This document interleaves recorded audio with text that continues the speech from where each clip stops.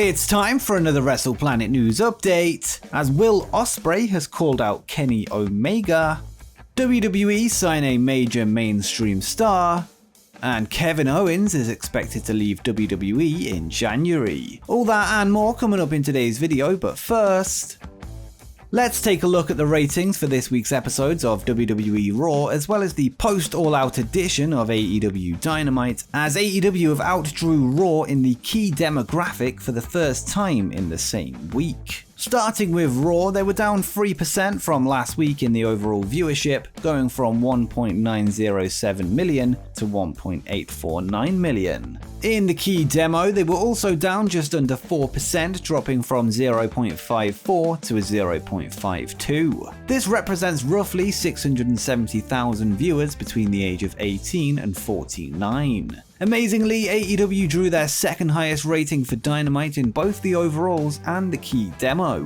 They were up close to 26% from last week, going from 1.047 million viewers to 1.319 million. They also shot up just over 40% in the all-important key demo, going from 0.37 to a 0.52. This represents roughly 681,000 viewers between the ages of 18 to 49, which was 11,000 more than Raw. I get this question a lot in the comments, so I'll try to explain it as briefly as I can, but let's have a look at why the demo is more important than the overall viewership. And before anyone says it, because I know it's coming, this isn't a wrestling thing or an AEW bias thing, this is just how TV and the ad industry works, and you can find many sources outside of myself as well as the wrestling bubble to back this up. Basically, when most advertisers look to sell their product, whether it be a mobile phone company or a pizza company or whatever the case, the audience they typically target is individuals between the age of 18 to 49, aka the key demo, and there's a reason why it's called key. Generally, people in this age range are more willing to buy things they don't typically need, with no real regard for their pension or an upcoming retirement, and at the same time they have less brand loyalty. So the better a TV show does in this demo, the more money the network will receive from advertisers. As a result of that, the better the demo, the more a broadcaster, i.e. USA or TNT, would be willing to pay for a particular show, i.e. Dynamite or Raw. And to put things into perspective, right now the USA network pay WWE around $265 million a year for the rights to Monday Night Raw, whereas AEW currently receive $45 million a year from TNT. This means WWE currently receive around 6 times more. The leveling out in the key demo will make things very interesting in the next round of negotiations, with USA likely wondering why they're paying WWE almost 6 times the amount that Warner Media pays for Dynamite, whilst getting similar results. This could lead to either a bigger deal for AEW or a smaller deal for WWE, with the two meeting somewhere in the middle. It's going to be very interesting to track Dynamite's progress going forward, and whilst we shouldn't get too carried away just yet, this week's ratings show the impact of the buzz currently surrounding All Elite Wrestling.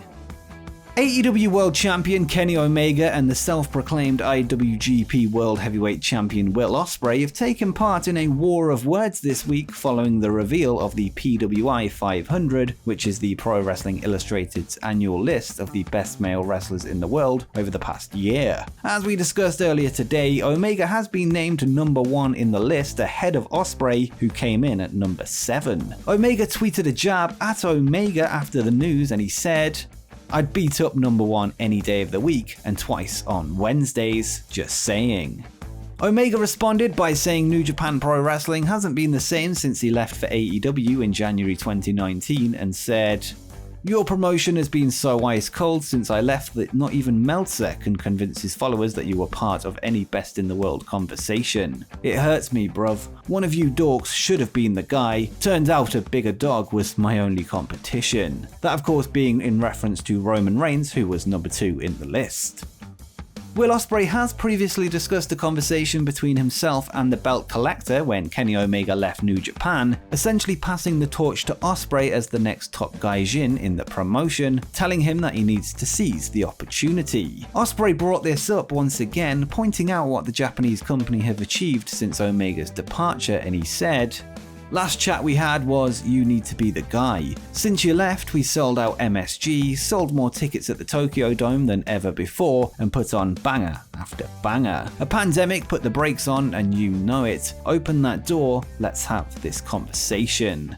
And just to note, this tweet isn't entirely true, as the Elite were still with New Japan when they sold out MSG, but the show was after they left. And I think a lot of the sales for MSG were to see the Elite, but of course they left for AEW. The last part of the tweet could suggest that this Twitter feud could spill out into the ring, which would no doubt be near the top of any Forbidden Door dream match list. Let's hope one day that the two can settle this in the squared circle. Ospreay is currently based in the States, having kayfabe refused to work Japanese shows after New Japan stripped him of the IWGP World title after an injury, so travel restrictions certainly won't be a factor in stopping this from happening.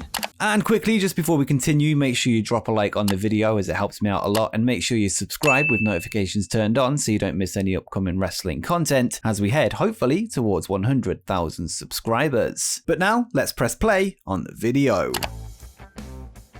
Next up, we have an update regarding Tessa Blanchard, who has been a free agent ever since her Impact Wrestling contract was cut short last year. The then Impact World Champion got a lot of heat online following allegations from former colleagues who accused her of bullying and racism right before her historic title win in January 2020. Despite this, Impact decided to put their top belt on her just days later, although she was eventually released in July of the same year, just 5 days before her contract expired. This followed a leave of absence due to the pandemic. She was then stripped of her championship in the process. She has worked 2 independent matches since, the last being with Warrior Wrestling, dropping her women's title to Kylie Ray. Other than that, she hasn't been seen in a major wrestling promotion, with the only known talks having been with NWA, which were said to have fell through. Blanchard did tease an appearance in WWE, potentially on the NXT brand, after posting a photo of herself on social media surrounded by dollar bills with the face of Ted DiBiase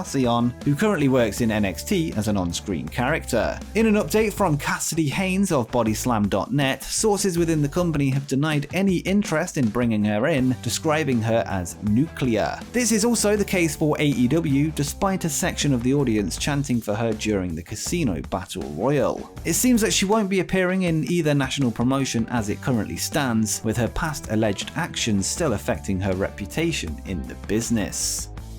Today, it was officially confirmed that WWE have signed recent Olympic gold medalist Gable Steveson to a contract. Gable is a reigning NCAA amateur wrestling champion and will continue to compete in college wrestling whilst under contract with the promotion. WWE released the following statement, which read, WWE signs Olympic gold medalist and reigning NCAA wrestling champion Gable Steveson to an exclusive agreement. In the company's first ever NIL deal, Steveson will join the WWE roster whilst defending his NCAA title for the University of Minnesota. Gable noted on Twitter that signing for WWE was his childhood dream, thanking the company for the opportunity. Since winning his gold medal in wrestling at the recent Olympic Games, Gable has attracted interest from both WWE and UFC, and it seems he's made his decision. WWE recently signed his brother Bobby to the Performance Center last month, with both men said to be longtime WWE fans. This follows Gable's appearance at SummerSlam last month with fellow Olympian Tamyra Mensah-Stock, who both showed off their gold medals in the middle of the ring. Gable is said to be good friends with former NCAA champion Brock Lesnar and has named Paul Heyman and Lesnar as his mentors. And finally, we have an update on the Kevin Owens contract situation, whose WWE deal ends in January 2022. This week on the Living the Gimmick podcast, John Alba discussed the matter and revealed that people within WWE expect Owens to leave once his deal comes to an end. Alba said, "In speaking with some WWE sources throughout the day, there is very much an internal belief Owens is gone at the end of his WWE deal. He has dropped multiple hints on social media in the last 24 hours that allude to him being AEW bound."